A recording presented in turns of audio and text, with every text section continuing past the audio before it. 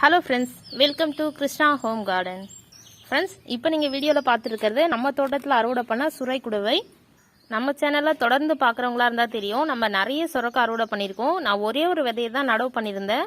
அதுலேருந்து நம்ம எக்கச்சக்கமான சுரக்காய் அறுவடை பண்ணியிருக்கோம். ஒரு அறுவடையிலையும் 4-5 சுரக்காய் அறுவடை பண்ணியிருப்பேன். இந்த சுரை செடி காய்க்க ஆரம்பிச்சதுலேருந்தே நம்ம தோட்டத்தில் சுரக்காய்க்கு பஞ்சமே இல்லை. நம்ம எப்போ போய் பார்த்தாலும் நம்மளுக்கு சுரக்காய் இருந்துக்கிட்டே இருக்கும் நம்ம தோட்டத்தில். அது மாதிரி ஒரு நல்ல ரகம், ருசிலேயும் இது ரொம்பவே சூப்பராக இருக்குது ஃப்ரெண்ட்ஸ்.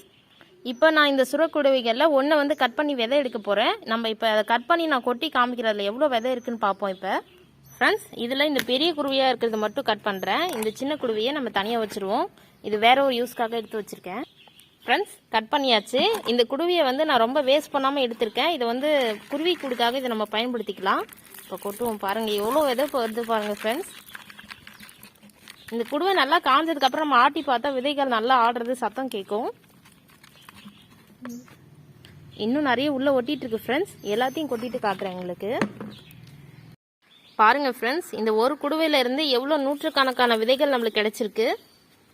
இப்போ நம்ம இதுலேருந்து விதை சேகரிச்சதால நம்ம வெளியில் வாங்க வேண்டிய அவசியமே இல்லை. வீட்டு தோட்டம் வச்சுருக்கவங்க எல்லாருமே தெரிஞ்சுக்க வேண்டிய விஷயம் என்னென்னா, விதை சேகரிக்கிறது எப்படின்னு தெரிஞ்சுக்கிட்டு இந்த மாதிரி நம்ம தோட்டத்தில் விளையிற காய்கறிகள்லேருந்து நாமளே விதை சேகரித்து வச்சுக்கணும்.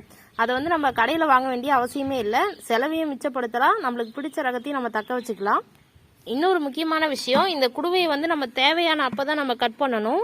நம்ம முன்னாடியே விதையை பார்க்கணும்னு எடுத்து வச்சிடக்கூடாது. நல்லா காய விட்டு எடுத்து வைக்கணும். இது கொடியிலேயே நம்ம நல்லா காய விடணும். இந்த கொடி காஞ்சு போனதுக்கு அப்புறம் தான் இந்த குடுவையை நம்ம எடுக்கணும். அதே மாதிரி விதைக்க போகிற நேரத்தில் தான் குடுவையை அறுத்து அதுக்குள்ளே இருந்து விதையை எடுக்கணும். இந்த குடுவைக்குள்ளே இருக்கிற வரைக்கும் விதைகள் பூச்சி தாக்கம் வரவே வராது. நல்லா பத்திரமா சேஃப்டியாக இருக்கும் விதைகள். Okay friends, thank you. Thanks for வாட்சிங்.